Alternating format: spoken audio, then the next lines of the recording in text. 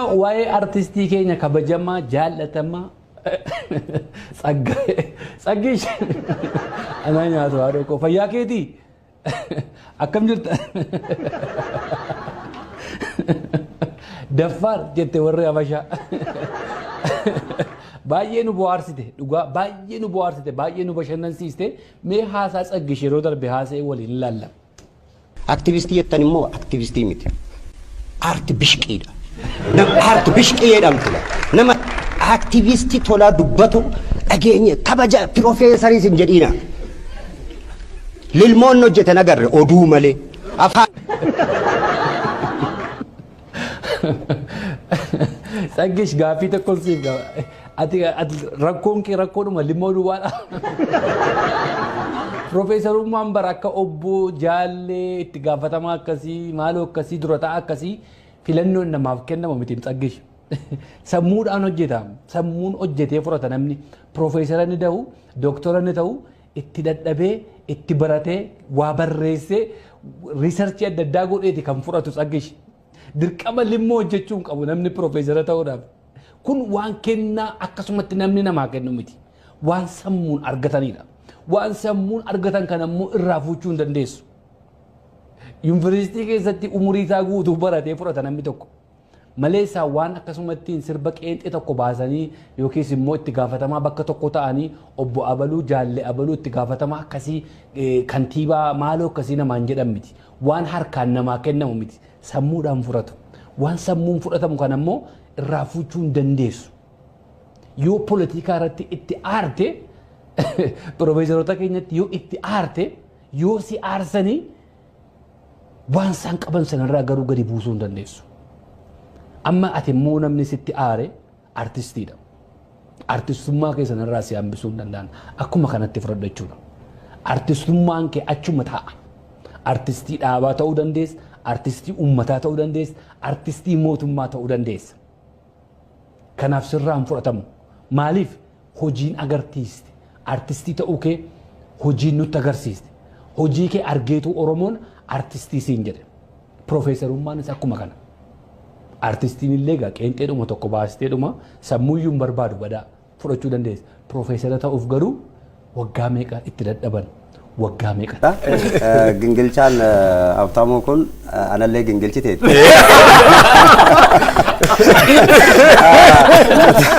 Gingilchuun kun bareeda. Nama si'eessa namni waan tokko yaada namaa kenne wanneedha. Gingilchaan Habtaamuu kun maal goote seetan gingilchiteeti. Itti baratan. Kanaafi akkasittiin hubadhu Tsaggish. Meetti fufime haadha koo anaa nyaatu. Asii otoo haasa'uu mee ilaalaa televizyiinii irratti afaan baay'een haasa'ina afaan nama jallata akka profeesara afaan jallate ilaalaa.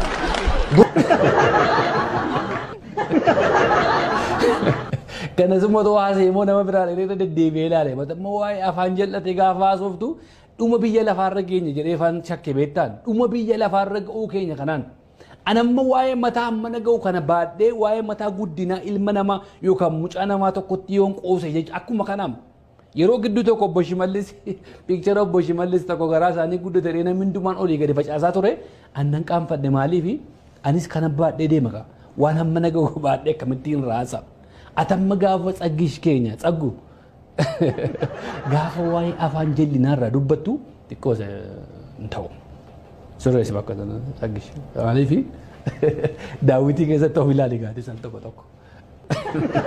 Ani waa'ee mataa kiyyaa kanaan of ilaala beektaa guddina mataa kiyyaa kana ilaaleen waa'ee moluu mataa kiyyaa kana ilaaleen tokko guddina isaa lama waa'ee molummaa isaa kana ilaaleen akkamittiin namaan mallas malaaxaa jechuun hin danda'are anisoo kanan baadhaa kinoo kana calaqqisuun agartaa akkuma kanatti fudhadhuu siin jechuuf hin jedhe Tsaggish kanammoo akka biraatti ilaaleen wal gorsuun uumam jedheeti. Waan gaarii isaa keessaa gadi baafteetu waan qulqulluu keessaa baay'ee sana tolchuu dhufees. Gingilchita. Amma inni gingilcha gubbaarratti nafe achafe. Inni gingilchee qulqulluun sun kunuwaas jira jechuudha. Warra biyya guddisu sana gingilchaa ture yoo Habtaamuu ofitti qabne galatoomi jennee kan simanneefoo kanaaf jechuudha. Ammayyuu nan gingilcha. Gingilcha.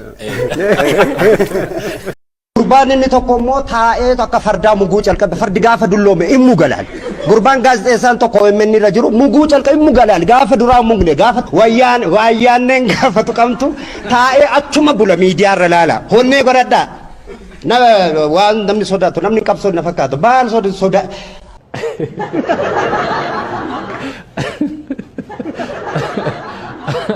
Adaraa rabbii miidiyaan biyya keessa jiru tsaggishiin yeroo yerootti gaaffiif deebinu baay'ee nu bashannansiisa bara. Amma waan namni muguufis tsaggee namatti kaa'aa jechuudha. Waan hidhiin jallateefis maali tsaggee waanuma hundumaa kompleenii gootee dandeessaa leeti. Maal sodaanna tsaggishiin sodaadhu dhugaanis kanaafan sitti haasa'aa jira. Min sodaatina haasa'aa waan nan jetteefan sitti haasa'aa jira tsaggish. Anis sodaachaa hin jiru. Hin sodaatinaa nuun jetteetta min sodaannu garuu laa tsaggish waan tokkotu jira beektaa tsaggee. Biyya alaa kana keessa maaltu jira? Namni jireenya dhuunfaa biraa qaba.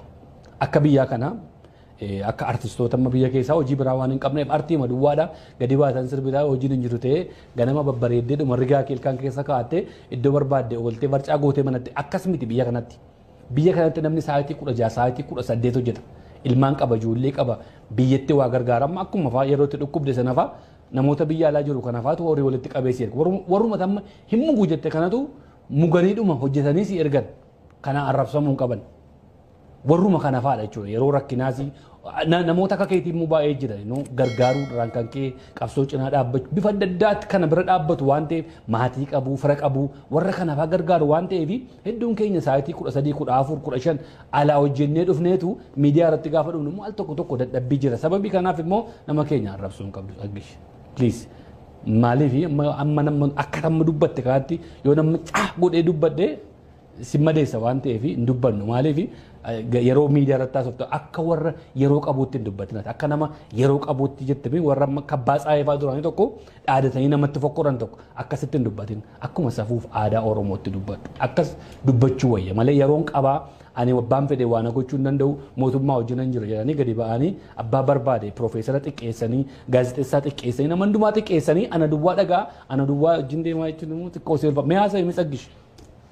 Ana na heeggadha ana namanina ana hoon birrii argadhe nan geeddaramaa jechuudha ana. Hedduu galatoomi tsaggish akkas qolaa baastee gaafa nutti himtu laphee nu qabbaneessite anaan na namanina. Nan abdatinaa horii argadhee jennaan nan geeddarama waan nuun jettee fi horii bulii ulfaadhu siin jenna. Yeroo darbeetu erga walleen kun beetu isan sayyoo gingilchee durii gadi fidanii maxxansaa turan. Akka amma dassoon irratti hojjete yeroo tokko interviyuu godheetu iyyuu namni bataskaan hoggaadha qoyye tasaalamaa anabbichuu koon tasaalamaa jenna maa akkana jedhaa jedhan nama jaalatu jechuun mirga isaati isa kana jette kana sirbaan agarsiisii jenneeni sirbumaanu agarsiisii ittuma cimsii jenneeni ogummaa aartii አርቲስቲን አመለ ነማት ወጀታ ዋን ወጀታ መለፈ ጅሩዩ ወጀታ ግን ይቀጥል ጭብጨባው ይቀጥል አሁን ደስ ይላል እስቲ አሁን ደግሞ አብረን አጨብጫቢዎች አንድ ላይ እንጫወታለን አጨብጫቢ ነኝ ዓለም ያወቀኝ አጨብጫቢ ነኝ ሀገር ያወቀኝ